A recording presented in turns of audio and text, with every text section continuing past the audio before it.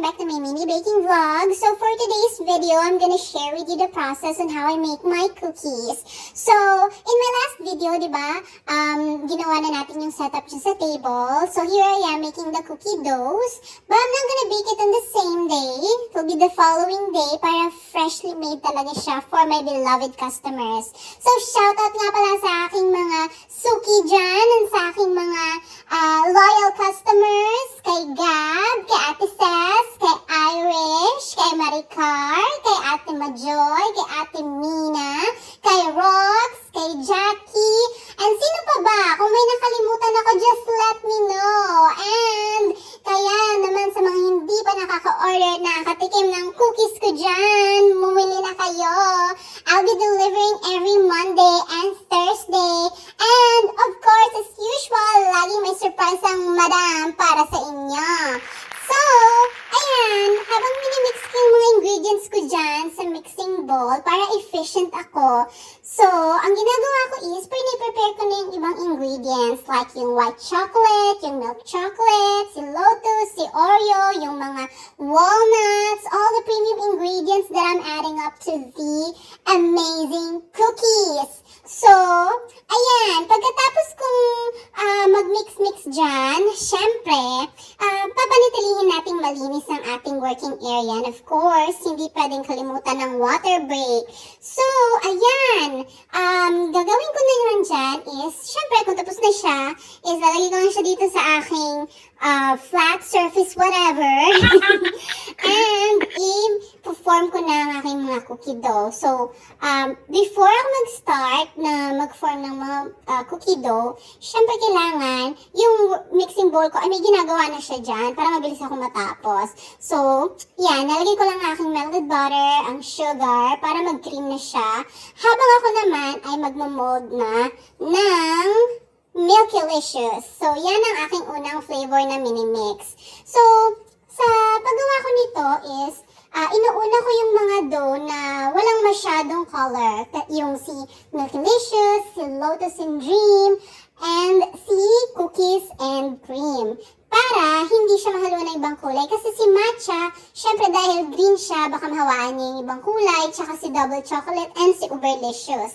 So, ang susunod ko naman gagawin dyan is, pagkatapos kong i-form yung dough, yan, makikita nyo, bawat isa po ng dough ay may timbang po yan. Kaya makakasiguro po kayong you're getting your money's worth and equally made po siya. Talagang made with my hand and with my heart. Tignan nyo, mina-measure ko pa yan isa-isa para pantay-pantay. And syempre, ayan, in between, kapag may kailangan akong i-add, so syempre kung tapos nang mag-cream ang aking butter and white and brown sugar, so ilalagay ko na yung the rest ng ingredients. So habang may mixer dyan, may ginagawa rin naman ako. So, ito, ayan, meron ako isang tray pa na nalalagyan. Dito ko nilalagay yung aking mga na-form na dough para ilagay siya sa freezer. Bakit sa freezer? Kasi para madali ko siyang mahawakan. And, for sure, ilalagay ko siya sa aking isa pang separate na lock and sealed na container para ilagay sa fridge. Para hindi siya sumingaw and para hindi niya ma-absorb kung ano man yung iba pang mga nandun sa ref. Well, actually, meron po akong isa pang ref that's only specific for that. And makakasiguro kayo na walang mga aftertaste ang mga cookies nyo except for the premium white and milk chocolate. Kasi separate po talaga ang ref ko for that. Hindi po yan mangangamoy isda, hindi mangangamoy manok, bawang or sibuyas. Fresh and separate po lahat kasi very, very important po para sa akin ang cleanliness. So, ayan.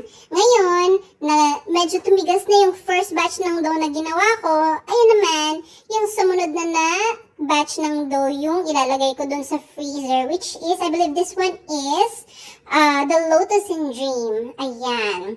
So, isusunod ko na dyan actually is si what is that?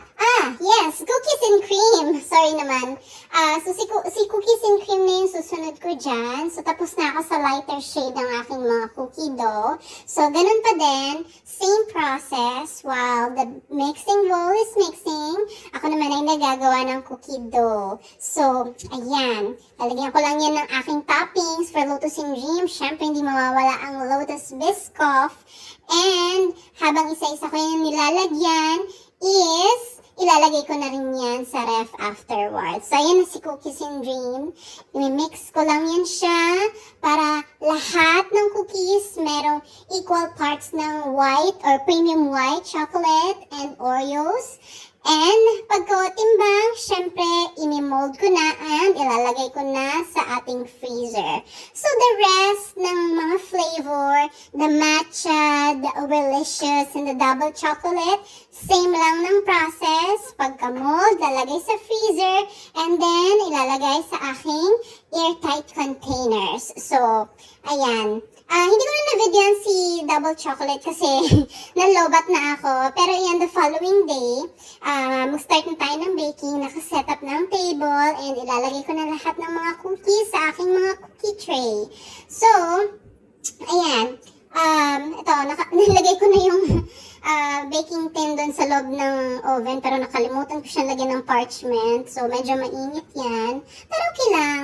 Lalagay ko na yung cookies dyan, and syempre, diretso na yan sa oven.